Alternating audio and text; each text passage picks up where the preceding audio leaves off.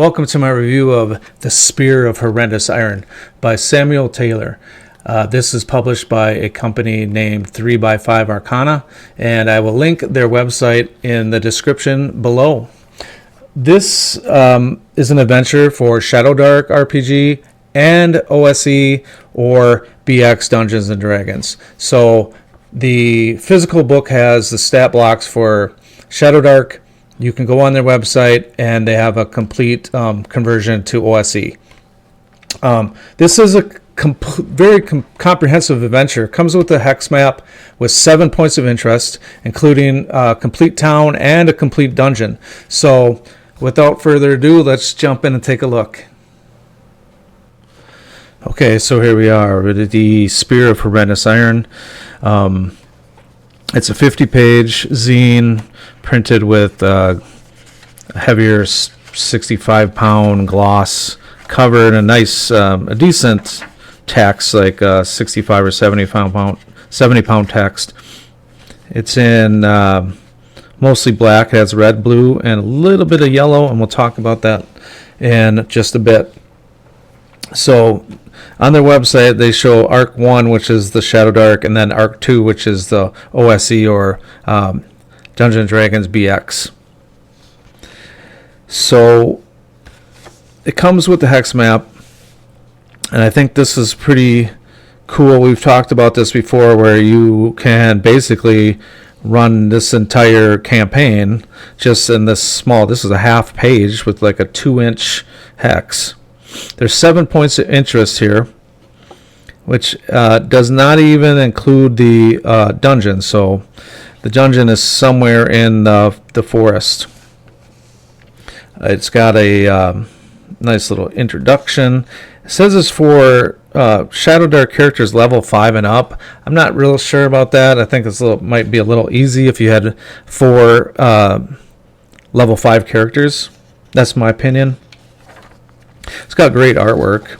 Look at the sense of scale here. You got a warrior on a horseback, and look at the giant. Huge. I wanted to start with this nice overview of the 8 factions. It's a good reference to go back to their motivations during play. Probably get to know them after time, but this is a really good piece right here. What all of your players already know, so they're not just dropped into a world and be like, oh, or you can remind them, like, let's see, about why everything is kind of, I would say, in like a financial depression because there's no silver coming out of the mines. Everything you need to know about the world. They have a town people generator. It's kind of cool, and why I say it's cool is because when you are making these townspeople, they can show up in other places.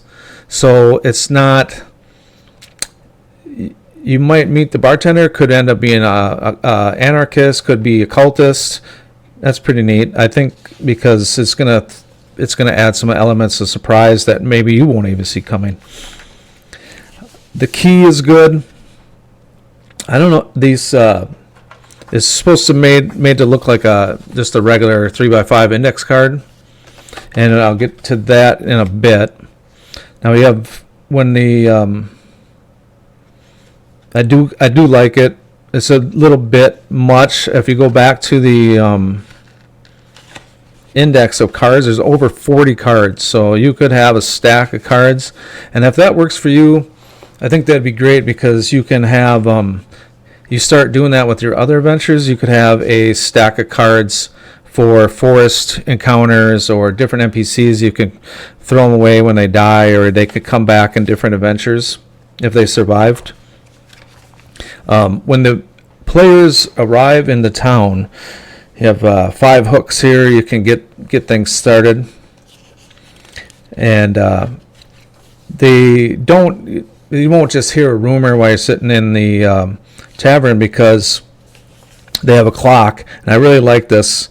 Wherever they are in the adventure, there is a way to move the story forward without being too railroady, I guess. Like, it's going to happen whether or not the players are there. And then they give you some GM tips. Real nice. And then it will go through all of the factions so you can really get to know where they're coming from and how to use them in your adventure. And again, the art's just cool. Very, very Shadowdark style, with but a little more freeform.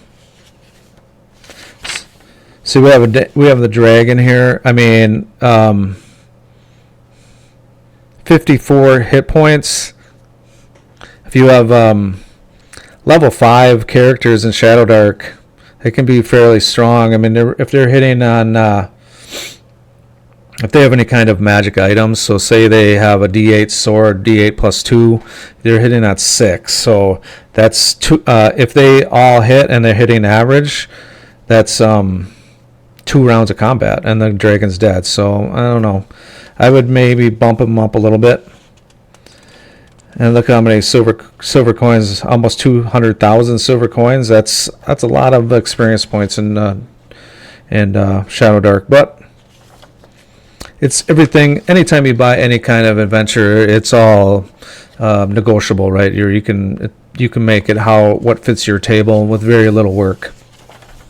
We've got a town, 140 people, 41 buildings. That's kind of nice right off the bat. It tells you that. They have worshippers of Ged. Then, I mean, that's a half page. That's all you really need for a town, really. The forest is cool. They right up front they have the different encounters and the stat blocks. Different thing. These are the points in the forest. So you have your anarchist camp and the ogre camp. We'll go back to the hex map, and you see this is the forest. You have the anarchist camp, and well, the ogre camp is over here, so they still consider that the forest. And then the standing stones, which is right here. And I really love this piece.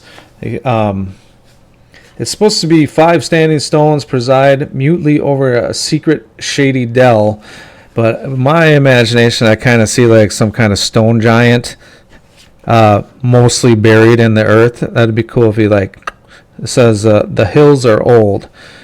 That's in my imagination. I'm just thinking of a new Kickstarter that I'm excited for, that you actually have like these giants that are the dungeon coming out soon. I can't wait to do a review on that one. I can't wait to play it. So they have that, and then we get into the dungeon. So one of the hooks at the beginning is that I'll go back to it.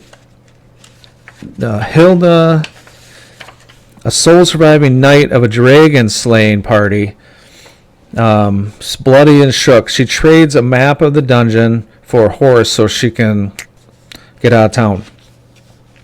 Now, this would be, I think I maybe would, if I was going to do a handout like that, I would redraw this and make it beat up and maybe dirty, maybe a little blood or something. I'm not too keen on giving players a map in the first place, but it fits the story. Not really sure if it needs the numbers, because they have the DM's version that has all the key numbers. It also tells you what doors are open, locked, secret, and I think a really neat idea that they went with was this yellow ink is light in the dungeon. So like you're coming down the hall, and maybe if they go in this small corridor, you can tell them they see a peep of light around the corner, or here they can see a little bit of light shining out into the hallway from down here when they're coming down the stairs. That's a pretty neat idea. I like that. So then, like I said, this is a complete dungeon. They have the D6 encounters, the entire history, and then you got all your keys. I won't get too deep into it. some cultist stuff happening. The this tack-in mask or taken mask. It doesn't. They leave it open to your interpretation. It doesn't really says I don't know what these do, but I love the art, which is a good reason to include them. So whatever your table needs that this module doesn't have, make the mask do it. Maybe it's part how the cultists transform. Maybe you can summon a command D6 taken, and it has. I didn't forget to mention these little footnotes. I don't know if it's hard to see on the camera. You can see the little footnotes. It directs you to page 30. So that's throughout. Right here. So the majestic golden goats the size of yaks. They're real. Exclamation. So it has a stat block for that. I like the little, I don't know if you call it a subscript with the page number. And then also, when you're in a room, it draws your attention to any light source in orange. And I know that's a little hard to see because it's kind of light. It kind of disappears, actually. But anyway, you'll have to trust me. It's in an orange, yellowish orange ink.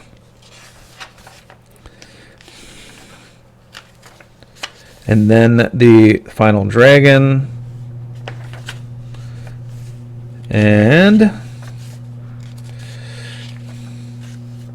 a complete index of all the cards. And like I said, I don't know if you're meant, it doesn't really tell you to put them on the cards, but it'd be a good idea if you're a very organized person, which I am not. That is it for that. I'll give you my final thoughts in a second. So, is it worth it? I would say if you can find a copy of this, it is very worth it to get it. I looked on their website. I don't see any order information.